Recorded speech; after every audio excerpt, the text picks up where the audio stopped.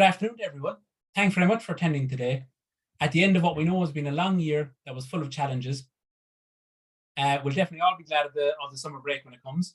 Our team today consists of Adrian McCormack and myself, Owen Long. We're in the last few days of teaching the first cycle of the new specification, and fair play to all teachers who have engaged with it to date. It has certainly been an experience, with a change in specification, project, and an exam coming next month.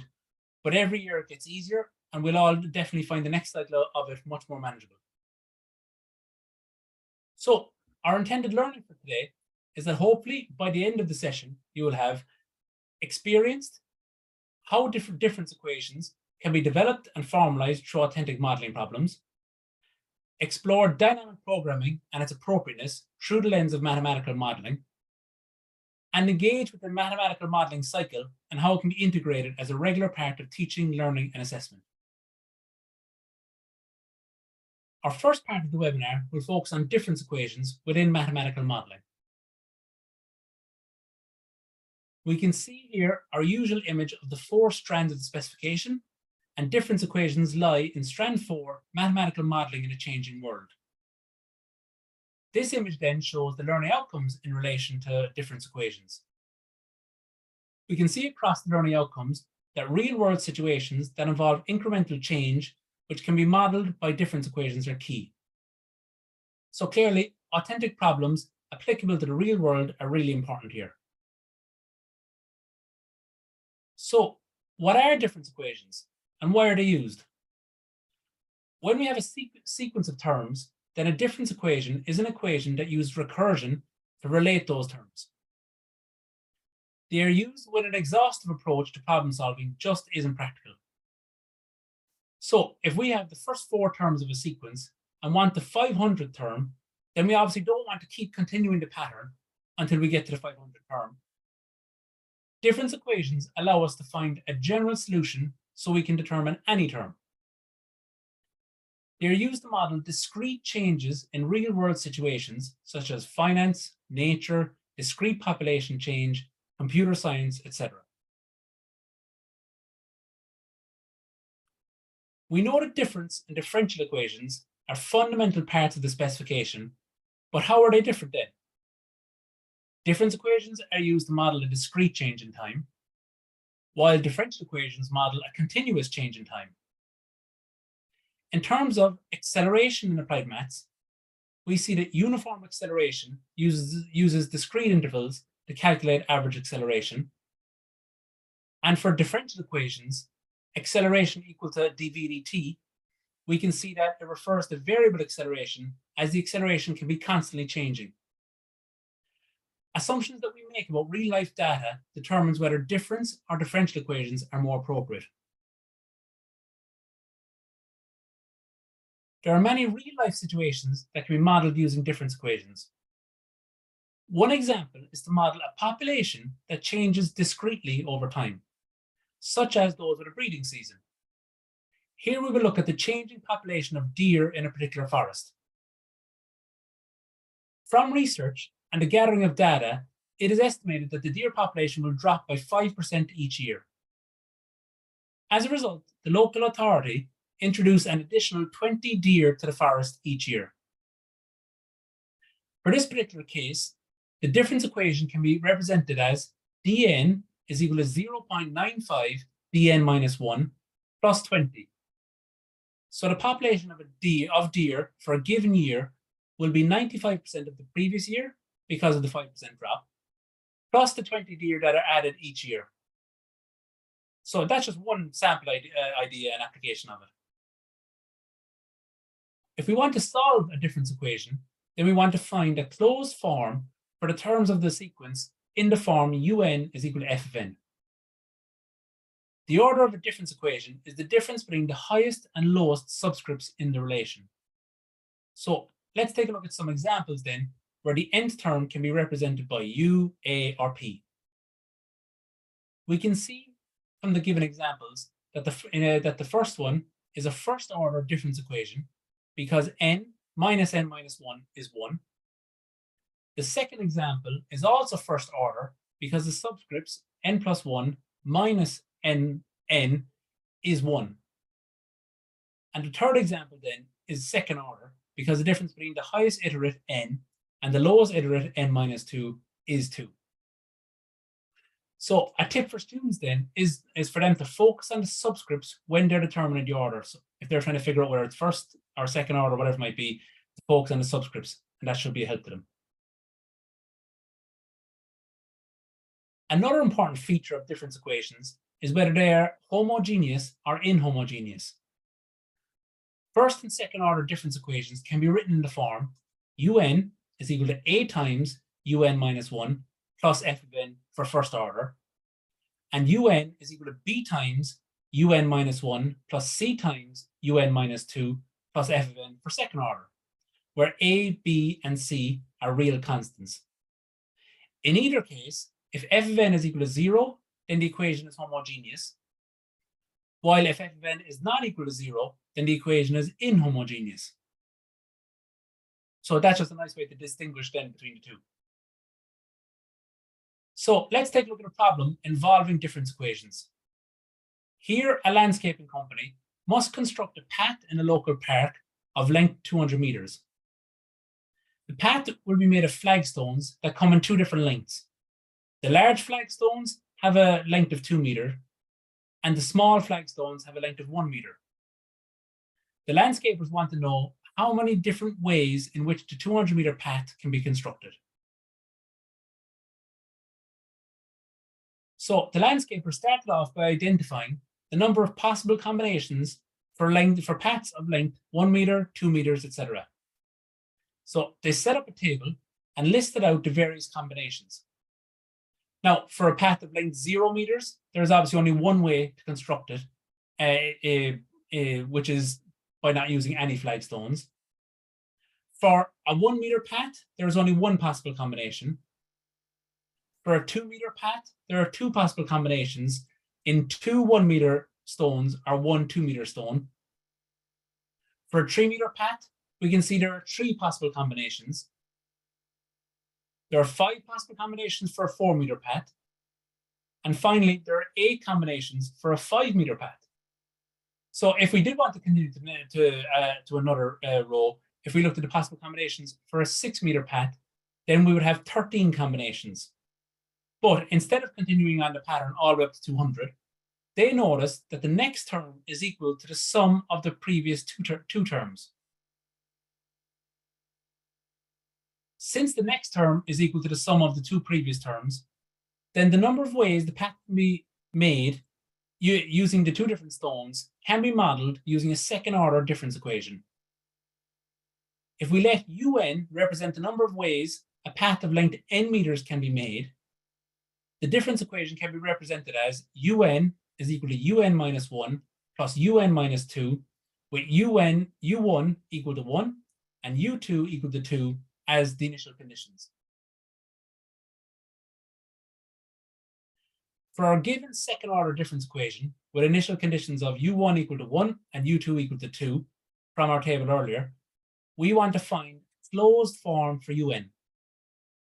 Firstly, for the rearranged form of our difference equation, un minus 1 minus un minus 2 is equal to 0, so we just rearranged it.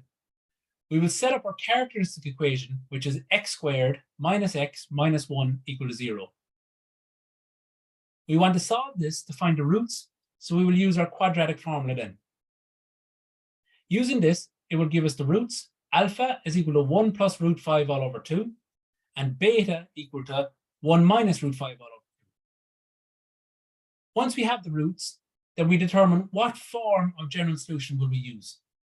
If the roots are distinct real roots, then we will use un is equal to L times alpha to the power of n plus m times beta to the power of n. Or if the roots are equal, then we would use un is equal to L times alpha to the power of n plus mn alpha to the power of n, where alpha are the equal roots. In our case, we have distinct real roots, so as we know, our general solution will take the form un is equal to L times alpha to the power of n plus m times beta to the power of n, where alpha and beta are the roots. So we have our general solution in terms of L and m. Using our initial conditions, we will set up our simultaneous equations so that we can find the values of L and M. We know that U1 is equal to 1, so everywhere we have an N, we'll sub in 1. And simplifying this gives us our first equation, 2 is equal to L times 1 plus root 5 plus M times 1 minus root 5. We know that U2 is equal to 2, so we'll do the same here, and that'll give us our second equation, 8 is equal to L times 6 plus 2 root 5 plus M times 6 minus 2 root 5. Solving the two simultaneous equations gives us L equal to 5 plus root 5 all over 10 and M equal to 5 minus root 5 all over 10. Or you might like to present them, these in a different form for easy substitution when verifying the equations, whatever suits you. Now that we know L and M and the roots, then we have a general solution for the difference equation UN, like we see here at the bottom. So this will allow us then to find the number of ways of constructing a path of any length without knowing the two previous terms. So our plan was to find the number of ways that we could create a path of length 200 meters. Now that we have found the general solution to the difference equation, then we can let n equal to 200 and find the value for U200. After subbing in, we find that there are 4.54 by 10 to the power of 41 different ways of constructing a path of length 200 meters, which was our goal from the start. Now, this is obviously an incredibly large number and shows the benefit and power of difference equations, as it wouldn't be possible to continue the table approach all the way then to 200. So it really shows the use of difference equations in this case. One possible extension to the problem might be to ask what length path will cause more than 1 million combinations. Now, this problem could obviously be solved algebraically, but maybe a spreadsheet could be used to show students the recursive nature of the sequence and how it could easily be demonstrated. So if we just type in the first two values for lengths 1 and 2 meters, and then we type in the formula for a path of length 3 meters as equal to B3 plus B2, because they are the two previous cells in column B, and it will provide us with the value for a path of 3 meters. And then we drag the formula down, all future rows will automatically be completed for us. We can see then that at row 30, the number of possible combinations exceeds 1 million, which equates to a path of length 30 meters. Now, that's just, I suppose, an idea of how to demonstrate to students the nature of difference equations. The formula spreadsheet can show the connection between the next term and previous terms, but it's entirely up to you then how you might like to develop it out in your own classroom or what you think is best for students. This is only just a suggestion. For any modeling problem, we always want to evaluate our solution and see if we can refine our model to make it more accurate. We might explore if any earlier assumptions affected the accuracy of our solution, or if there's anything that we ignored that we might include in our next iteration. For this problem, a further iteration might involve some practical implications, as what might be perfectly correct mathematically might not be practical in real life. So one option could be exploring if there's a difference in cost or availability between the 1 meter and 2 meter flagstones, and if so, should more of one be used compared to the other? Or another could be investigating if there's a difference in the time taken between laying each of the flagstones. But these are just sample ideas. So students might come up with something else, which is perfect. And obviously that's what we want them to do, to kind of think for themselves and come up with their own ideas. So all of that is our piece on difference equations. So we'll have a full session dedicated to it in our next national seminar in autumn as well. And from there, I'll now pass you over to Adrian, who'll take us through dynamic programming from here until the rest of the session. Thanks. Ideal. Okay, much appreciated. Thanks, Owen. So we're now going to go back to strand 2, mathematical modeling with networks and graphs, and take another look at dynamic programming. So that's what we intend to do the remainder of the webinar. As we know, dynamic programming is based on Bellman's principle of optimality. Bellman's principle of optimality is a technique used to solve multi-stage decision-making problems, which involves making a sequence of decisions that optimize parameters such as time, profit, or resources. Bellman's principle itself can be simply stated as any part of the shortest or longest path between source and sink nodes is itself a shortest or longest path. Or put succinctly, any part of the optimal path is itself optimal. Ultimately then, applying Bellman's principle means breaking a problem down into smaller subproblems. Solutions to these subproblems are then stored, and an overall solution to the problem is constructed by linking the solutions to the subproblems together. Before we jump into a problem, let's just take a look at the terminology involved in dynamic programming. We will be applying dynamic programming to a multi-stage graph. This is a directed graph in which the vertices or nodes can be divided into a set of stages such that all edges are directed from one stage to the next. You can see an example of such a network or graph on the right-hand side of the screen. A state, the vertex or node being considered at each point. A stage is a collection of directed edges representing a transition from one set of states to the next.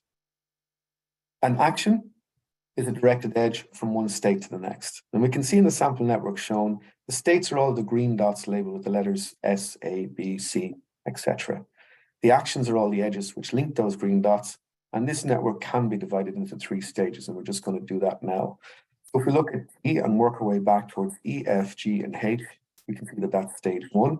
If we work our way from E, F, G, and H back to A, B, C, and D, that's stage 2. And similarly, working from A, B, C, and D all the way back to the start vertex of the source at F gives us stage 3. So we have a 3-stage network there. Now, let's just take a look at one example of a problem dynamic programming could be applied to. So the owner of a coffee shop is considering various strategies to develop their business over the coming years. There are a range of possible strategies that they could choose from, such as upgrading the coffee machine or offering a new barista training course. Naturally, they want to make the best combination of decisions to maximize their profits. They will initially assume that the cost right now will be the same over the full 4 years, and that the same services such as advertising and labor will be available each year, even if the owner doesn't decide to use a service until year 4. So, at the moment, we're at the formulating the problem stage of the mathematical modeling cycle.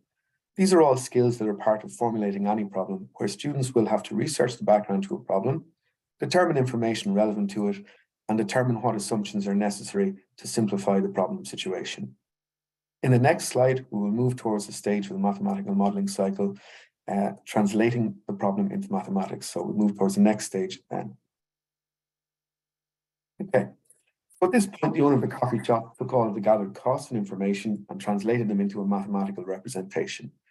The network, which we will show on the next slide, represents the decisions associated with each of the strategies over 4 years, and the company in this case wished to maximize their profits. The numbers or weights on each edge represent the expected profit in thousands of euros, with negative numbers representing a loss due to building costs or purchase of equipment and so on. Every unique path from S to T represents a possible 4-year strategy. Our goal will be to determine what sequence of decisions the company should make over the next 4 years in order to maximize their additional profits, and also to calculate what this additional profit will be. And there is the network. So we will divide the network into stages, remembering that in order to use a dynamic programming approach, the network must be a staged network. So we can make our way back from P to P, Q, and R, that's stage 1. From P, Q, and R all the way to M, N, and O is stage 2. From M, N, and O all the way to J, K, and L would be stage 3. And then from J, K, and L all the way to S is our final stage 4, and we're working backwards. So as we can see, it's definitely a staged network. We can proceed then, and we'll take note that while you could apply an algorithm like Dijkstra's algorithm to this problem, it would move forward through the network, only making locally optimal choices. And in addition, Dijkstra's algorithm will break down with negative edge weights. So we will instead use a dynamic programming approach and move backwards from the endpoint at node or vertex T on the right-hand side to the start point at node or vertex S on the left-hand side. This means we will be taking an overall view of the problem to find the overall optimal strategy to maximize profit for this company. We will also look at two analogous methods for computing a solution to this problem. One method involves working directly on the graph or network itself, and the other involves the use of a table. Okay, so let's apply Bellman's principle of optimality to this network, working backwards for the endpoint t in order to maximize our profit. Starting at t, we will give this node or vertex a value of 0. The distance from t to itself is 0. There's no other option or decision to make here, so we will put a box around the 0 to indicate it is the optimal value at t. We will then move back to p, q, and r. So if we look at p, the edge weight from p to t is 18. So 18 plus 0 gives a value of 18 at p. We will also put a box around this value as it is the only option at p. So there's only one edge connecting p to t. There's no other edge feeding back into it. It must be the optimal choice as it's the only decision or only choice that can be made there. So box goes around the 18. We've also added a subscript t at this point. So there's a little subscript there beside the 18. This is a useful way of keeping track of where the values come from, and it's very useful for picking out the optimal path later on. We can continue in a similar fashion with q and r. So if I look at node q, there's an edge going from q to t with a weight of 17. 17 plus 0 gives us a value of 17 going from q to t. And we put our t subscript on there as well for the same reasons as we've done in the previous node. This is the only option at q, so it is an optimal choice, and we'll put a box around that as well. Similarly, at r, the edge weight going from r to t is 26. 26 plus 0, 0 being the optimal value at t, gives us a value of 26. So again, this is the optimal value at r. There's only one choice to get to t. We will put a box around that as well. So once we have that done, we can proceed backwards to the next stage. So we have m, n, and o to consider. So taking a look at m, there are two edges going from m. One goes to p and one goes to q. If we consider the edge going to p first, then we know that that value of 6, that edge weight, we will add that to the optimal value that we've already computed for p, and we get a value of 24. So it's 24 if one makes the decision to go from m to p. And the 24 is got by adding the 6 to the 18. If we have a look at the edge that connects the m to the q, it's 3 plus 17, 17 being the optimal value at q to get back to t. So 3 plus 17 gives us a value of 20 going from m to q. Now at this point, we've encountered something new as we make our way back through the network. We have a decision or a choice to make here. There are two possible options. So thinking back to the question, I mean, a lot of these questions revolve around getting a shortest path or getting a shortest time. In this case, we're looking to maximize our profit. So we're looking to get, the maximum amount of money at the end of the 4 years. We want the largest value. So at m, the option to choose to get the largest amount of profit is the 24. So 24p is the one we want to put our box around. We're going to proceed in a similar fashion to n. So there are 3 edges that connect n to p, q, and r, and we're going to have a look at what the optimal value would be there by looking at all 3 choices. So if we consider the edge connecting n to p, its weight is -3. The optimal value of p is 18. So 18 take 3 gives us a value of 15 connecting n to p. Similarly, 17 take away 6 gives us a value of 11 connecting n to q. And if we look at the edge connecting n to r, it has a weight of -13. So 26 take away 13 gives us a value of 13 connecting n to r. Again, the optimal choice or value here will be the maximum value. We want to maximize our profits. We're going to put a box around our 15. If we found ourselves at node n, the best choice to make in order to maximize our profits would be to go from n to p. Having a quick look then at node O or vertex O, the edge connecting O to Q has a weight of -7. The optimal value at Q, as we've computed earlier, is 17. So 17 take away 7 gives us a value of 10 connecting O to Q. And then we have to look at all our options. So the edge connecting O to R has a value of -14 or -14. So 26 take 14 gives us 12R. So should we find ourselves at vertex O, the optimal choice to make would be to go to R, and that would give us a profit of 12. Having completed that stage, we now repeat the process and go back to the previous one. So we can have a look at node or vertex J. So J is connected to two other nodes. It's connected to M and also N. If we take a quick look at the edge weight connecting J to M, it's -5. Our optimum value at M is 24. So 24, take away 5, gives us 19 connecting J to N. Taking a look at the other edge connecting J to N, the weight is 6. The optimal value at N is 15, as we looked at before. So 6 plus 15 gives us a value of 21 connecting J to N. So our optimal choice, if we did find ourselves at node J, would be to proceed to node N. So we're going to put a box around the 21 there as it's the maximum value. Similarly at K, there are 3 edges. We can speed the process up a little bit now and get through it a bit quicker.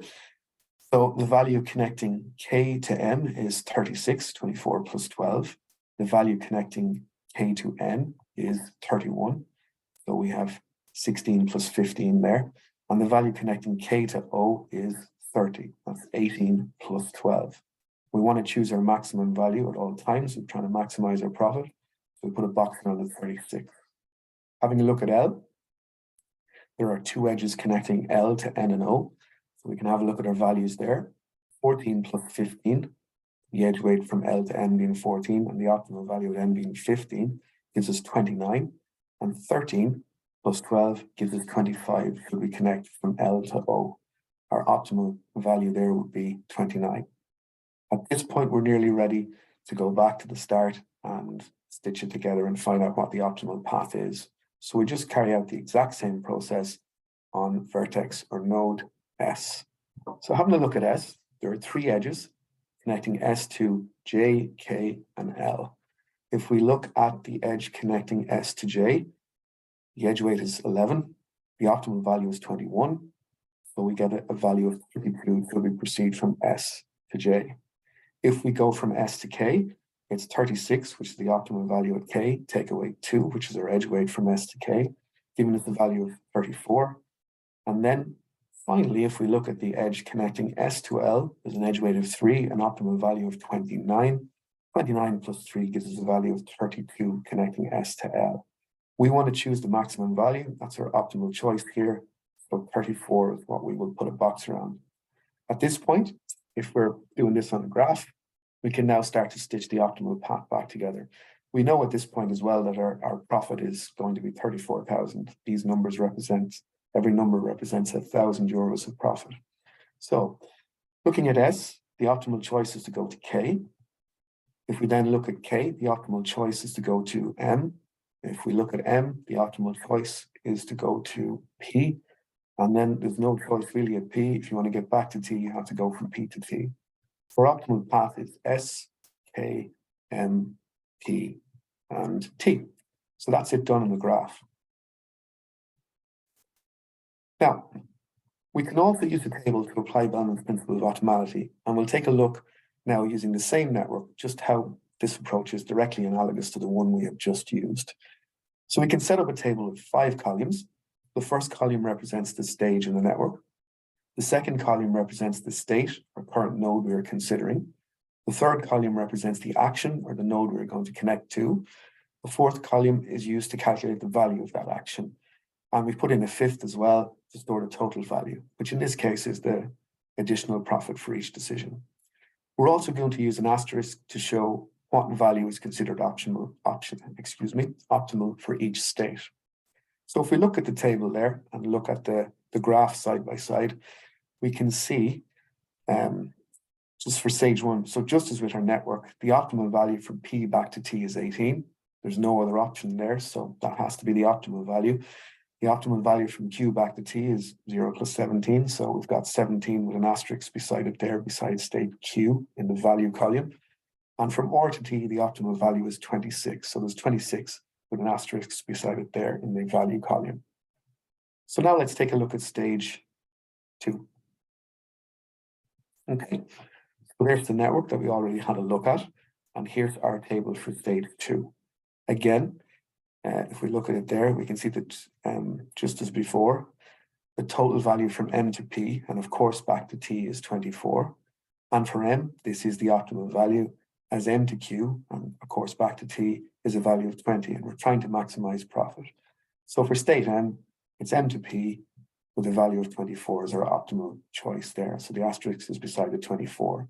For state N, N to P is the optimal choice, just as on our network. So our optimal value is 15, and there's an asterisk beside that. And if we look at state O, the optimal choice or value there would be 12. You want to go from O, or node O, or vertex O, to node R. Okay, so that's stage 2. Now we'll take a look at stage 3. So there's stage 3 in our network, and there's the table representing the same information. So again, at stage 3, we can see the optimal values for states J, K, and L are J to N with a value of 21, K to M with a value of 36, and L to N with a value of 29. And these are all indicated with an asterisk as before. So now we're at the point where we can move and have a look at the last stage of this particular network, stage 4. Okay. So here's our network again at stage 4. Here's our table. Taking a look at stage 4, and we want to look at state S, the start point. The value of S to J is 11 plus 21, which is 32. The value of S to K is minus 2 plus 36, which is 34. And the value of S to L is 3 plus 29, which is 32. So this means the optimal policy or best decision at stage 4 of the network to maximize profit is to go from start node S to node K. Now, if you're using a table, in order to find out where to go from there, it's best to look at the full table. And indeed, problems will normally be worked out by drawing the full table. We are presenting it here in stages corresponding to each stage of the network, just for clarity. So we'll have a look at the full table now. So if we look at the full table, we can see that if we go from S to K, that will definitely give us the, working backwards from stage 4, state S, that's definitely going to give us the maximum profit. So we've highlighted S with a green box, state S, and we've put a row there, or we've highlighted row K to show it's the optimal policy. So once we know that, we then need to go and have a look at state K in the previous stage. So looking at state K, the optimal policy is to go to M. We've highlighted that there as well. We shaded in the row.